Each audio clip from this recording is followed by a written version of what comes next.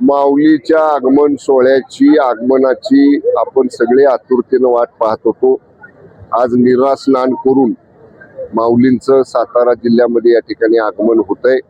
आपण सगळेजण जे आतापर्यंत नियोजन केलं होतं, जी पूर्व तयारी केली होती की सर्व भक्त भाविकांचं वारकऱ्यांचं या जिल्ह्यामधलं वारीच्या काळातलं वास्तव्य हे निर्विघ्न आणि एकदम छान पद्धतीनं जावं आणि त्याप्रमाणे आपण सगळ्यांनी नियोजन केलेलं आहे। पिण्याच्या पाण्याची व्यवस्था, आरोग्याची व्यवस्था, विद्युतची व्यवस्था, स्वच्छतेची व्यवस्था अत्यंत नेटकी केलेली आपण पाहताय। आता या वारीमधनं हजारो लाखो वारकरी निघालेले आहेत।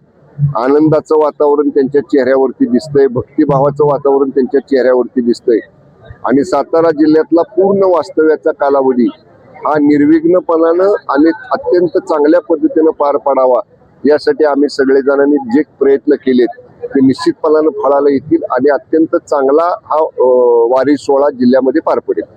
ओके, त्यावेळेस विठ्ठलाला काय साकडं आहे?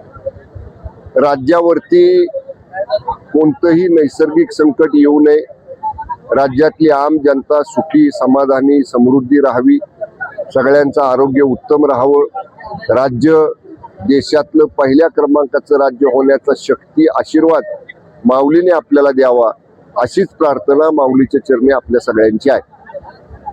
ठीक आहे।